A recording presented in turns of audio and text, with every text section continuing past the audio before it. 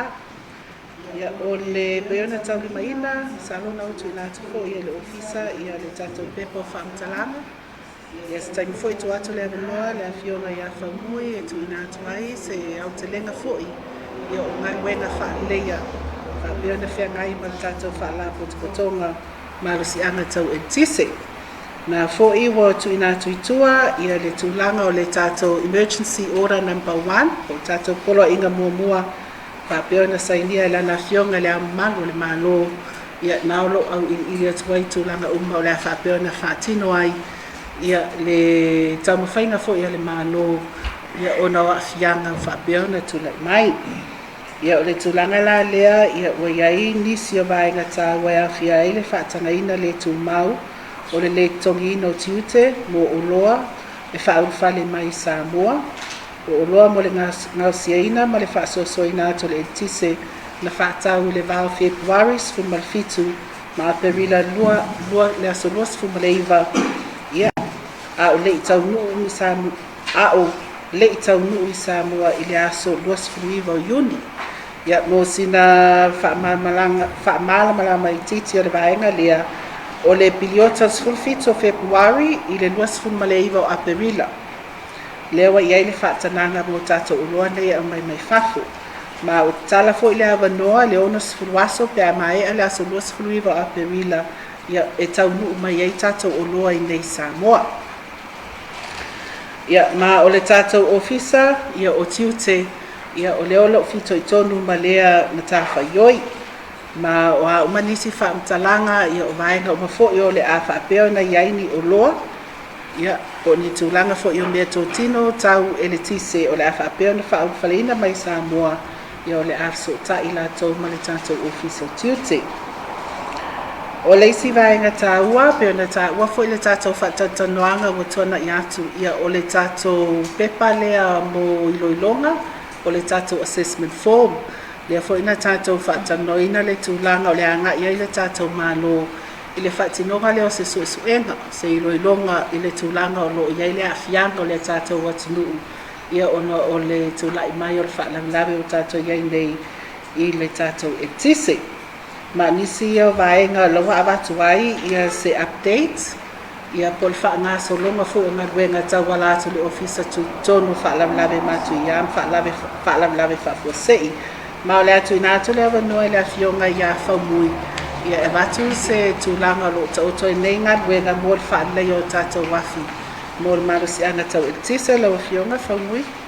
Alo whaafitai, te lau awhionga le te whono mo le mātou awanoa ia pata alo whatu fo i le tātou mahenga o le ofisa Pasalalonga ia mo le whinatua stinga tātou update o ngalumelo ia tātou e tise o lo tū mau pele tātou e tise le tūlanga fu le tau whasosoa e te minei mo le silfia le tātou ofisa malu ia o lewa tau o tātou awhihaia pe o na whaatulangaina o lo o whaasolo i te minei ngaluenga e toe o le whaapiina ia ma o ia le whaamoe o tai au e whapeo na amatailo na whaia tātou testing fo le tuina toi munga le tātou system ia manuia o malo tātou testing ia o na toi fo ilo le tātou tise tūlanga i te tau na ia iai nei vaenga fo le lewa whaapipia toa le tātou schedules fo le tau i le aso whalaile aso sao le nei vai aso ato ia ne te iwa ia nei tūlanga pule a whakose i o na tukulai mai ia a whapela vai manuia o tātou tau whainga le aso tai ia o le whairolo na watu se mātou official notice fule le cancel i lo tātou schedule o watu o tātou tūlanga pule le tau whasosoa le tise ia ma whailoa alo ia tu toi fo il tātou system back to normal mele sa masania ia o le tūlanga na o lo tatia ia i le tātou tise te minei e po i mai te mifuile pe e whaasea i fo i tātou no le tūlanga fuile e o le follow mātou le schedule so le na tuinatu ia o nisi lava o tūlanga le maalofia fuile i le o i le mātou control ia po o tūlanga fuile o le awhaina o le tātou network me se hawa henga o lo ia tātou wafi vai pe yo whapea whaina se ia se laina fuile mai a lawa ia fia e tātou wafi vai mai a lawa mkwalorfe ona la vea i tele lo tātou ona tele ai leo se a fia ma fuile tūlanga tau whasoso le tise awa ele mawhai ona whaola ina mai a whina. E iei le tūlanga whaile le sa le ai se tatou se whaasala launga e ono a whia le tise le aso sa i te atu nei. Ia peita, ia sa iei se whawhitau li se tatou laina i whale pao. Na whia ile o marosi anga tau tise mai lalo maunga mta el whanga. Ia te le se a whianga i la lewa e. O lea la na laina pe whapose i atu le tise niso vaenga o le tatou watungu. Tongo le taulanga. Ia o ni la sa ai no wa mai on to whale le la le whapitau.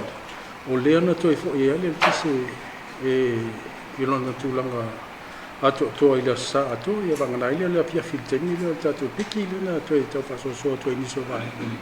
Tatou watungu. Ia o se update atu na ile tūlanga lo il tatou tise tenne lo whalola. Na lo whaftai, to atu ni Fesili. Ia, tala tatou mamu hapsi. Whaftai mona noa e lua whiu.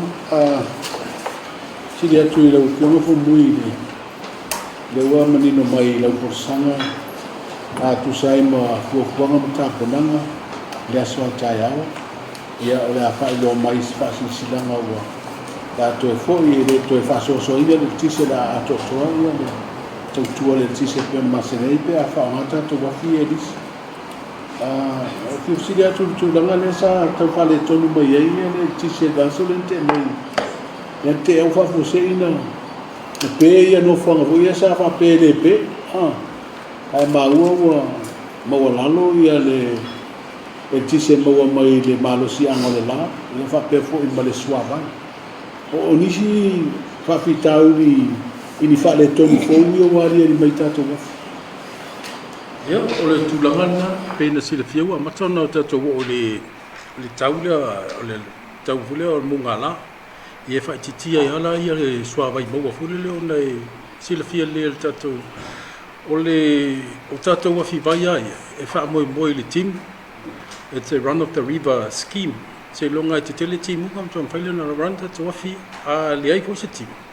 Ia ua le whaipon whaongai. Ia moe la pe ia wa timu. Ia ua le la, ai a la. Ia ua tele timu. E whasu ia la ia malusi anga ia i lua. Ai ele toi ngā taimi fo le ua wha moe fo le malusi anga mai le la. Ai a nuis fo le mole au fo le pungitia atoa ia lunga le mei ele sola. E palasi maua lalo ia le protection mai sola. Ava pe o lai saule sola vole le pose me o le 5 mekawaki le mai ai. A lui folo le au i lungo sola zi. Im whaina pa uese le 3 mekawaki. O le 3 la leo mekawaki e te tauna iai se vaenga hui le pick up inga mai le log le wa le mawhaiana produce mai le tatou sola. Pau ala le wa umalana whai e mātou vaenga hui le lungo system. E tau o le protections. Ina ia awene collapse at all tatou system.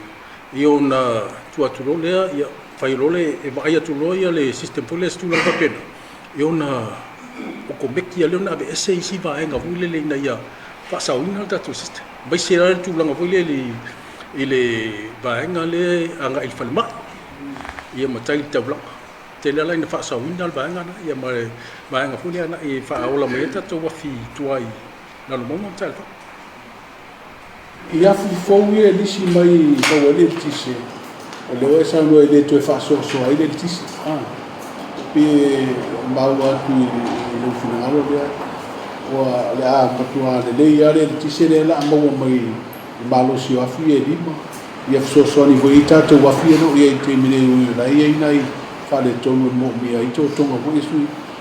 Lase a tūlanga ato tō le ale tō e whasoa e le tise pe amata whaangata tō wafi. Ia, ina tuta tonu o le ato tō ali me ngatai ale ato tō. Ia e nei te iwa inisi whawhita uli ia o tūlanga na ia. Leanga e te tauna o le lei o ngatasi le lei o le tatou generating capacity ma le tatou network. Awa pēla i eise whawhita uli fo e tupu ma le tatou network. E ono a fie fu le tise nisi o vaenga o le tunu. Aora la fie lima kamarurua toa tatou senga se wha umatua fi. Aora o maa fila e lima e fie le tise le mo mai fie pasene. Ia pasene tu se lima e tolsa fulu a ia le tise o lomna mia le tunu tolsa fulu me kawaki. E ia polua ia ai 5 megawaki e maua mai le vaega lea ia tusala se me o le tolu paseni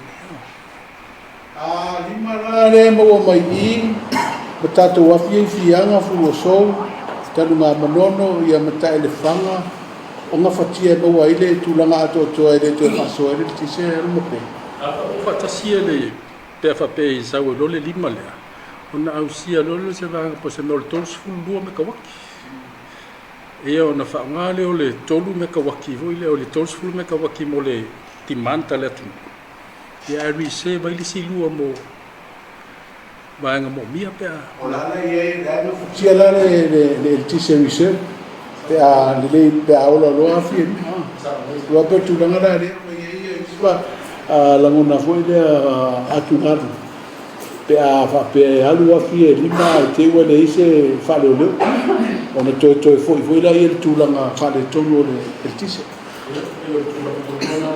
saga inai le 5 ina ia iai siga faaleoleo foi lea mo aso lea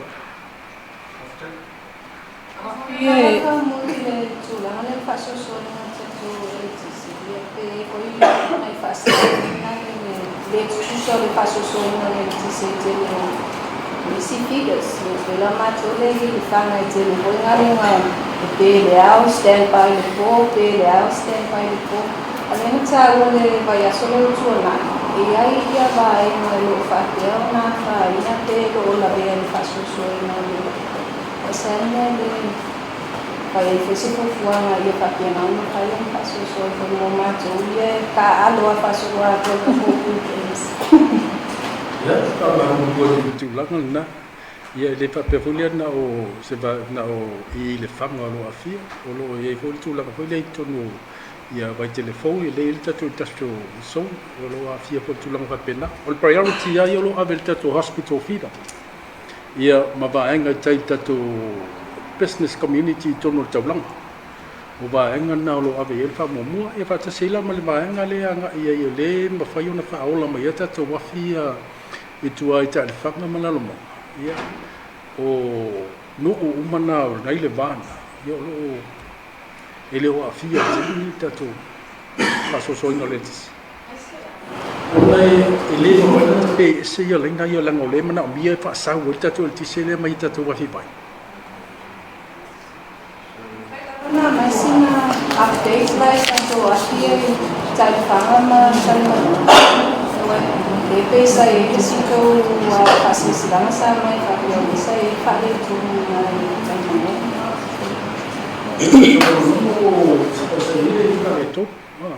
na faalelei afia peitaʻi na toe ai lisi faafitauli matulai mai ai o lea la e galulue ai le tatou afaigaga le taimi nei o taʻalefaga lau ai le tatou company mai New Zealand la ua faatinoina le galuega o le tatou afi le taʻalefaga le taimi nei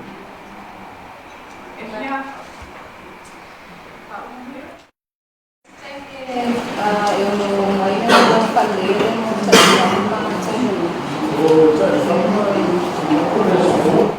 o toe lelei ai le tatou afi le taʻalefaga a o tauna manono ia o tuatufuni lima iaso faatinoiga galuega tatou afaigaga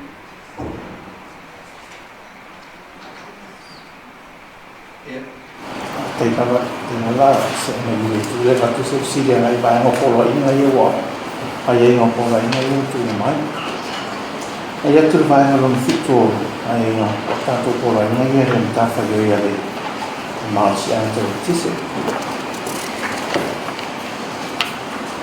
ole ma ho fa peri o manatu tanto komiti sa si sila tu vai na I lalo vaenga I le atofa se vaenga o le aunga au whenga wenga la tu te ngafa ma vaenga le e fsiri ni e whate te ingo e aing o lua mai tau o so ona whaatau e tangata I afi mori o le a lava le afi mori o fesco tangata hoi le taulanga le iai e reo hi se maana na maana o tangata I le maana si anga o le afi le werfa le tupelo whaatau e fua le lou le I wha o la tomata o mera pe mawhai o na tapena se vaenga o I lātou ia a whapea o leo manatu ia o nei whātau se tiafsa video I me whārawi I me tusi I me le pe whārawi te whoni e suma I se si o leo au whainga runga le PC. E fua le logo le whale, recommend le awhitala whengai. A whapewe lai uma, e reo sisila me rua moa la wafi, toi wang awa, tu loa la whiang whamina, mui loa moa la wafi, e whainga su me se whapipi. Awa tūlanga I lalo ai inga ia whaamaha ne. Awa e wawa ai tūlanga sao le mo le ai. E le wai ai no le awhi, nga e le switchboard al whani. Awa e mantua foi. E whaatau le ATS. E se ia le tu anga sai so le wai ai. E se fe ua mene. Awa o le si tupe whaapoko le ai. O le ato tu tongi whai mo di e sa tu wai al whani. E le isi whaamama venga vaenga le. E na ia maua na le mea. Wa umma masama le mo le mauta le ai nga. E na wa matu le afitala fe ai le. E fua I le lo le fa le. A fa pe vola o le na fa te lai. Fa tau le afi le o pau le afi matu mo. E na sauna I le o tangata me le tato ofisa la no dai no fitu le o loi. E le o mea lai. Ta wo le o sia le afi le le la avatu la le mea. Pa wa yo me o le afi le o to mo fitia. E a isi la mea. E lisi la le o me tape. E ni se fe tō whae, tō whare. E ma appliances sa tangata. Ma yo mo whaala ngai nere fosio le awhile. E re ma whatia le longa ato le whare. A whaala o le sili o moana. Ma lupa fitai mo le sili. O le tūlanga ia le ngā luenga a le whaaputanga. O umona whaatula whanoina. O lo o iai al mato whainga pa anga ma le baanga. Fule al private sector. O le lato le o baanga la ia le social au whai mori. O le lato ana ia matafa yoi, e le o la le matou ngaluenga, tu tonu o le vaenga lea pe e matou ngata I tua mai o le switchboard, me le ele mita, o le tulanga na lo i le fatulanga ina lo fatino ina le matou ia o nanga. Ona pasilo le vaenga ia lau whimori, o lato fuile o ele tomai, e lau te tiro, po le ale lo o le fale, e o la fuile toa inga afi e tala whea ngai le ma le toa inga lo le, o le tusa o le mtawha i o iana wa umana ma vai vai. O le mtawha i o ina o le vanga pule al private sector. E se fule alinga luenga matou ia le whaakutong. Ina ngā reo nina nei. E te tōmi a tangata le aina le ri moi mai la tō whai bōri e sau te whai isi lopi a. Le whaina. O le si mai ma fisi. Sa whatau la wafi masina te nei. Whawhe ki e a wat. Tau ni whatau wai. Afe Barcelona. O le afi sa mawalunga le isi company le sa le tau la. Fitu afe ringa sa la tu sana 32 amps mo mai ya. Sa fata winga le lua afe. Barcelona fa bule le lua afe fitu sa la no ta la. No tu das fa radio company. To sa le o kafo. O siri ya tu la le tau mata. Alo te vai o company. O le la le lisio company. E free duty le mai no afi to se pensi si le to tato vai no committee fa foi le e non es fa ma o si ya tutta mata afi wa mai ai mau la lo atu ya amse mo wa nei lo le tamo fiele nei afi ma si te ne ai te le amse mo wa fa ma te le se fu ba ai nei wa lo no vai sa wa e tina sena tu lo voi o ta one whaatau le lua. Saules whai isinis whaatau le lua. O le metu. O le a le mawhai e nei tātou a inga sa mua sa o ni mawai pai ma le la me whaaso. E nga fōi a whiri. Whai si tau tātou. O le a le isi wha amba maa venga meo nei tātou ai. Na si nga tātou komiti whaafua tūnanga. Tai, sa rola Fesilia nga I tonu le ngaruenga o lo fito I tonu I le tātou ofisa tūtonu. Whalawalawe Fafose ima whalawalawe matu ia. A sila fo I tata emergency orders na wabatu na umanini atu waile piliota. O le taimi whaatulanga ina. E mawhai ai o na eligible I lalo le tātou whamama awenga leo tu ina atu le malo. Ma o I foi, o lo a fia e male nuava yaso e le whaatino ina le tātou proclamation of emergency. E ai foi lana sila le tātou komiti le tūlanga lea o tātou wafi e whaatawina I Nui Samoa, ma o lo iai foi le tūlanga e whitutu na iai. Ma o lo iai lea wanoa te tonu o tātou pura ina o le tūlanga le taun whaatino e tauna whiso sa o lawa I le tātou tanga ruengo tiute. O na whaatino la I o le iloi lunga. pe tala feunga ia ma tātou whaapea tu ina mai tonu tātou emergency ora ne. A vai no mana no tilo iai. A tāsesa. O le tuli atu tāsesa le whamama a venga. Pea iei se anga waa o le whamama a venga I tau whaopopo. Ia, wai e tātou aia e mawhaina okani au ia wafi mai ia tunu I whafu. Ai whaatau tonu nei Samoa. O le piliota la lea peona o tāua. Le mawhai o nā ngā waa aila I le whamama a venga lea. Pa e tatau ana au mai pepa mwhaamtalanga e whaatino ai fo I le iloilonga le tātou tanga ruengo tiuti. Nisila whaopunga lata mai, whamama a venga lea ngā waa aloa iai, ia tau whaopopo ia pe o le. Tiuti le iho tātou wafi lea mai te inga. Na o le tiute lea ngā waa ai Tiute, le cost. A whaitau le I tūlanga I tātou tiute ma taxes. O waenga nā le iai le whamama a venga. Usa lai ave ese mai e mawhai ona toi a watu ele tupe le aruanga I le tiute mai I le tangata le whaataua. Mo ainga a wai e lena tilo le waenga le tātou komiti whafo e ainga le mawhaina e anu oka sa wafi. Vai lai whaatau I tātou wafi e tutonu I nei Samoa le available. Ia waenga fo inga lai au mai fo I e mawhai ona e anga waa. E au mai lau talo sanga o na whaatino ai le loilonga le tātou official duty. Ai le whape koe reimburse le tau o le afi le te alwatu whaatau. E le whaamama a venga. I le au mai ngai lalo le tau atua. Wa ai anu whaatau mai lawa iai I mai lunga le tau o duty ma vaenga ngau taxes. A whapela le na whaatau I nei I se company nei. E mawhai o na whailau tausanga e ave I lo ai se whaamama a venga. I la wafi leo whaatau tonu o Samoa. Ai mei se ana I tātou o le tilo le nei a inga ia wa tau pēla se tātou local distributors. Le fōua iai tonu ia ngā wa ai local distributors. O le tilo lea le tātou malo I nei a inga I le mawhaina e alwa oi oka. You need a local distributor. Le whaatino ngā waenga ia. Le fōi lai ia ngā wa ai te tonu I. Ai te tau fo ila na whaatino ia pepa whaamtalanga maenga ngā o le iloilo ngā ia e tu sai man poloa inga e whaatino tātou mtanga luengo tiute. O le fasiri lena tu ina tu ele tu stala lea o le safety. E ei se tau popo le ngā pe concern o tau I le saunga le mu o le ngā luenga whaatino lea I le whaapipi na o fifou. Le mtultuli atu e tāsesa. O le responsibility le avatu I o le ainga. A whaapea fia whaatau sa wafi. E tatau pe ona tā ua fo I le fionga ia whaunui. E tatau na iai se whai ele tisi. E sa we whaatino se iloilonga ma se tūlanga le assessment and energy audit. I le cost ngā le ainga. O le tūlanga le watu e whaamama avenga le I o tūlanga o tiute. Ia ma tūlanga o taxes. Le whaapopo I lunga au mai ai lau. La wafi. A le tūlanga nā o le responsibility le nā le ainga po le company. E fia sa o tata wafi o tau nuku le wasa Samoa temi lei le wei upodu. E lima. O le lima la le nā le ana e saunoa a whapea e manu ia. E maua mai ai megawatts e fia.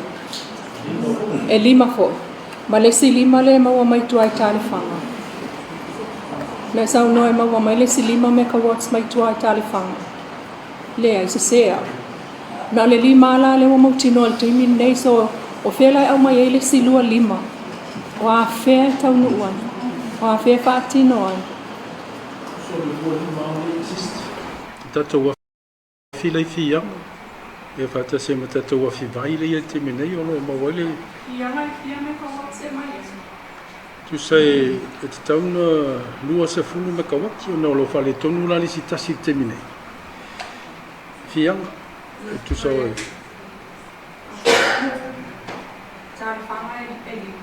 Tale whanga e tai lua. Ia. Ai tau lua file tale whanga te mine. Ia. Ai fua fo I lama lai le te leo o le vai. E fua I le vai a tatoa. Fululua, ma le 5 I afi fou, ma waile no fulfitu. Fe mai ele se tolu ina ia.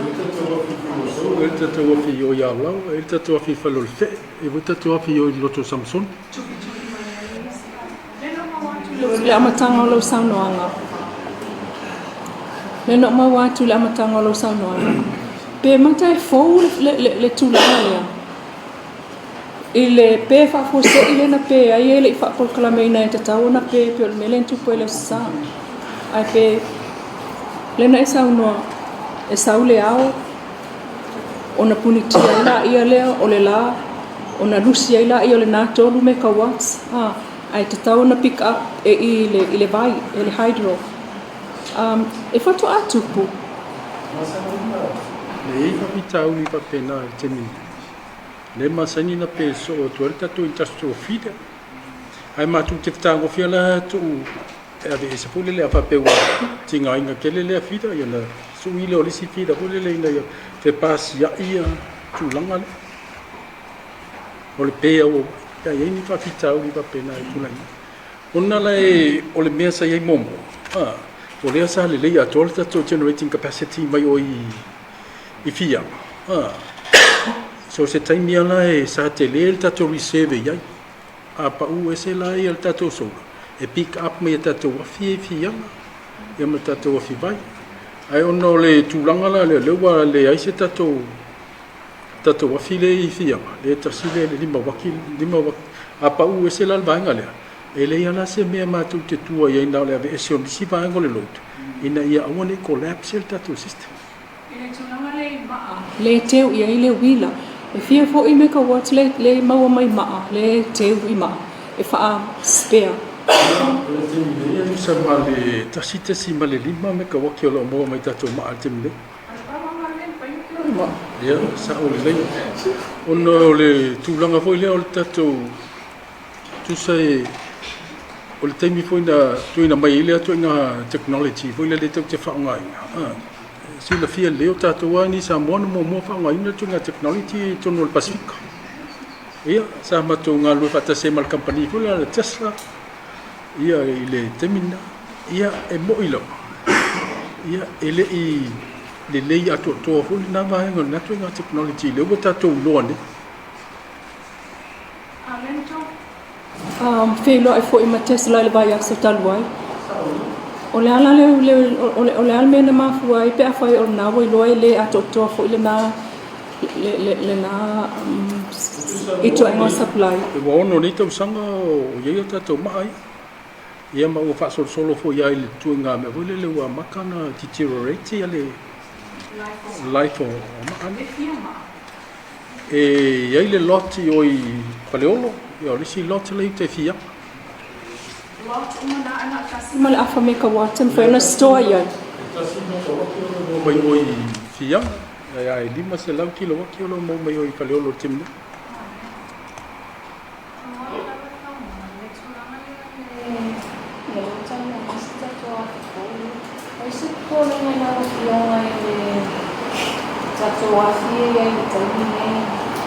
I le ola whaasolo atua i le tau whaasoso i le ngāi kawa. Ia i tau kutukulani sapita i le ngāi kawa i songa tu i akina i le te leo i te ine kapi ngana na vani whaasolo atua i le.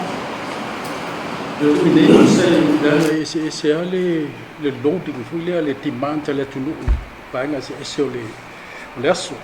O le taimea i o le mawea. E le titi e le timanta le tunu. Ia, le tele aina tai fo le se fulu por sulta si o toi ola ato le tunu. No loa whaasolo i lalo le timanta. E iei la le taimi fui le lai titi e le timanta. O nā wanoa i lole o tatou wafi ia e tape ia e whai le service fo le iei. E sopo na whaile no o tai au whai le testing. Toi fo le turango toi whafo i back to normal related. Ona e so ko pona ngai te ufai atu le testing i le sfafita o ona le tonu o le fofola ona te back to normal. Ia o sama ko ai o lo ia i fatu tuanga le tatou whengalwanga. E whatasi ma engineer o company ai ale le am whain fo i o mo whakitau.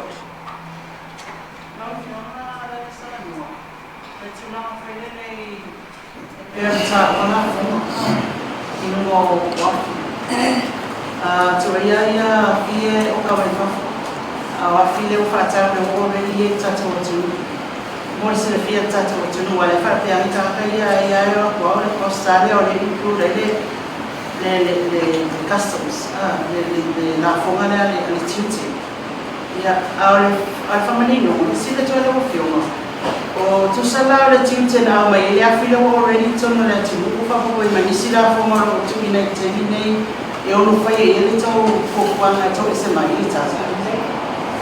Tau whaatino tanga e lim tanga ruenga tiute. Tau whaatino la tau loilonga. Whaamotinoa. Ia na whaatino e lea maenga lea. Steu foi tau le poro inga le wa watu o sei ele al mala. I le form foi lea pe ele mai se ata whaateta. Wa lele mautu. Au foi tau atua i le form.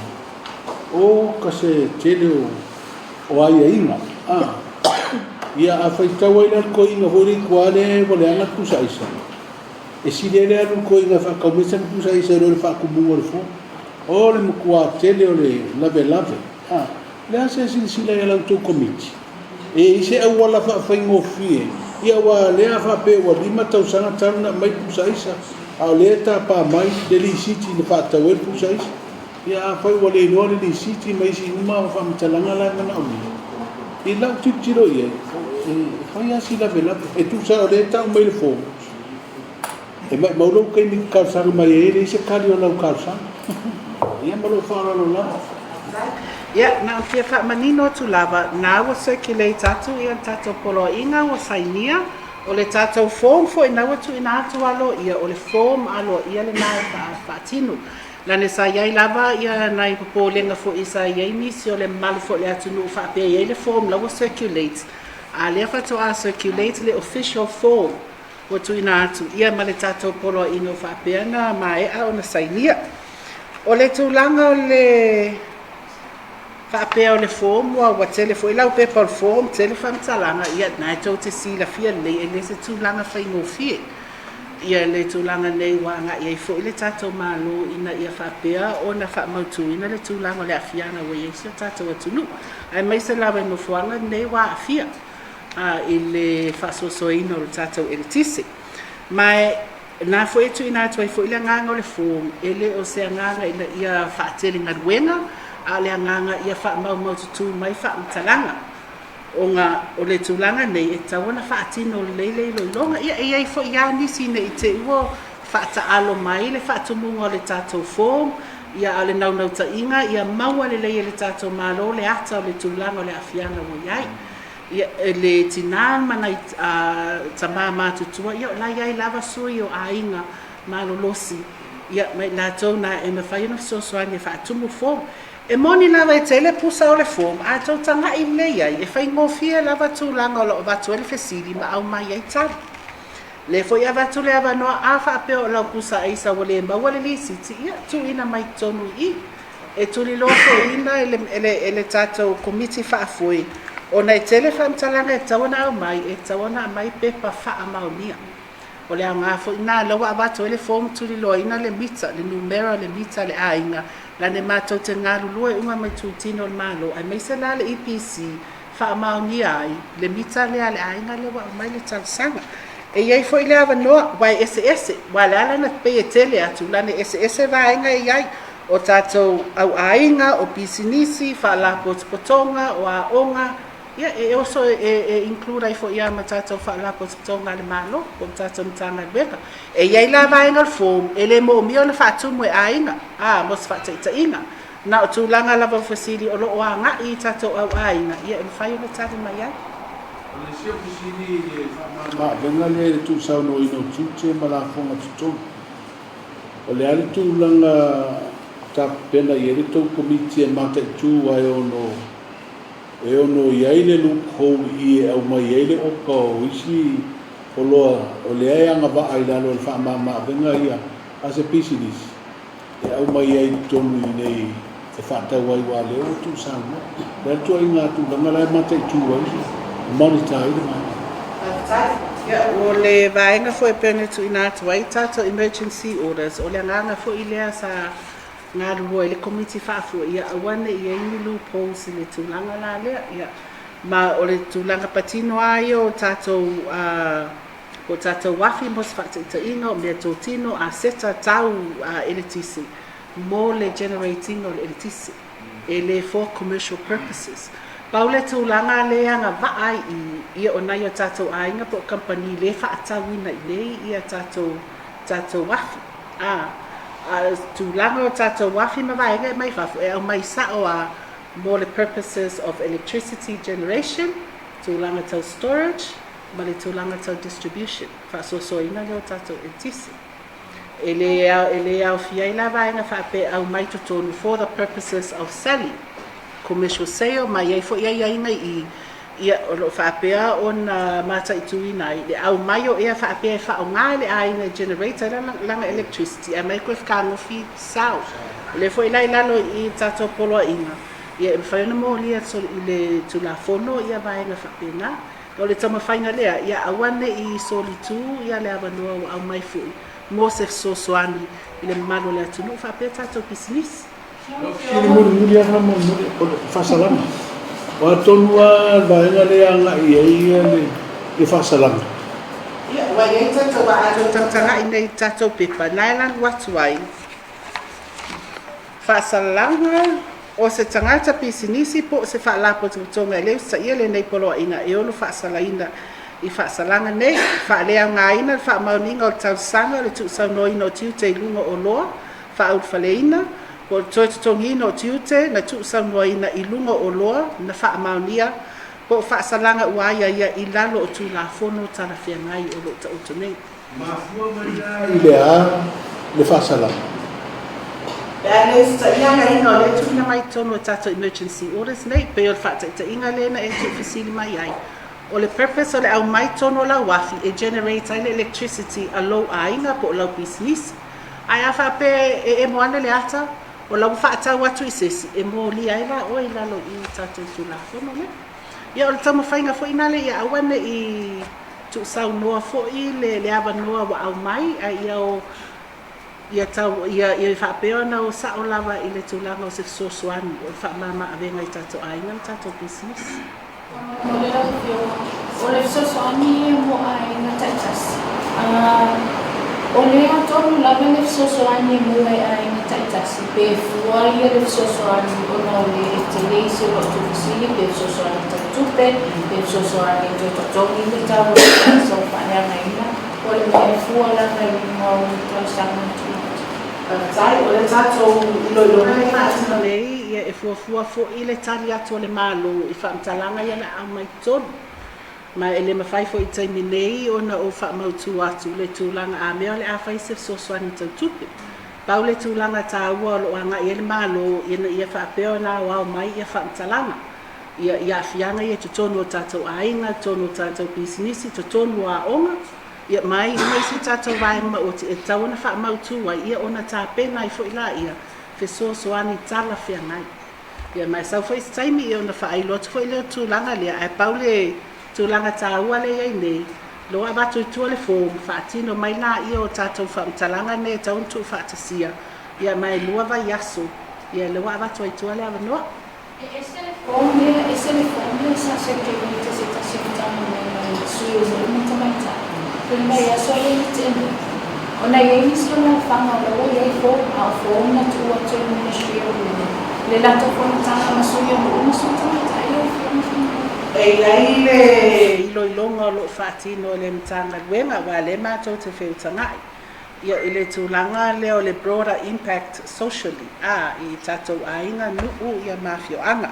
A le tūlanga le tuli loa au pito le tātou form lea o tātou vaenga i waafia i tutonu ainga, for damages.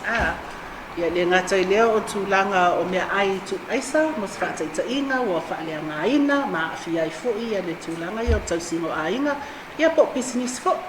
Wa awhia fo ia tūlanga o lato revenue, o le mawhain whaatino o lato au nanga, o tapuni o na o pē pawa. Ia o vaenga la ia le tilo ai, ia le tātou le form lea. Ai ese a misi su enga fo i o lo whaatino i tu atu. A su enga lea e maua mai ai whaamatalanga, o na fuafua i fo ila i o tāpenanga le tātou malo, mo se sosuani. Kau fianga le office ni ya si pentingnya sini nak kuat ni. Tetapi ni, ni mai eu tahu moment ni. Afaina fa commission pa install ya tetapi ni. Ai te iwa tu lai mai no le voi fa no mo tu le voi ya ia le tai fa ma. Afaina install tetapi lima euro tu lama fa le tu la tai fa. O ai la se tu lama fa le tau fa so ai no tu ele tisi. O le neo le wa mai ia o le tu sala pa pe fa le tu ni tu le tai fa. Yo tu lo mai o le lima le mai. O le ia le lua me ka waki reserve. Ia fa pita tu wa fieli.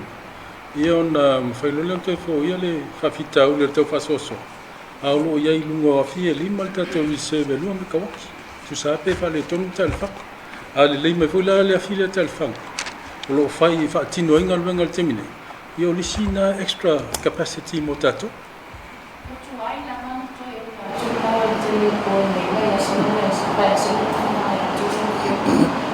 O le voi na mai tau atu no fasisi na mau o le ngafatia tu na to electricity o le asi tu la ona o le mita mala mala mai se nga tu stala e ala na si ya tu mai tu atu awa aula mai ke pa mau mai lo lai no mau fasia na social le umina wa no maneiva e ora mai se fu a mera wa e ke la fosu la tanta si to la tuia e le tse la fi e ko ngana e afa pea e ni fa fitau e ma fu mai la no de wo fita ya ita to mal te mo ngala ma tu te fa mo ya la ita to wa fi vai e fe so ni ita to afi tiso i el te mene ol fa na to le tse a o la te ni fu le fu ma tu vai to ai le fitau io na tau fatatali titile se i umol fa ngari si va nga io na to fa ola tu le na ma ya mana to lo talite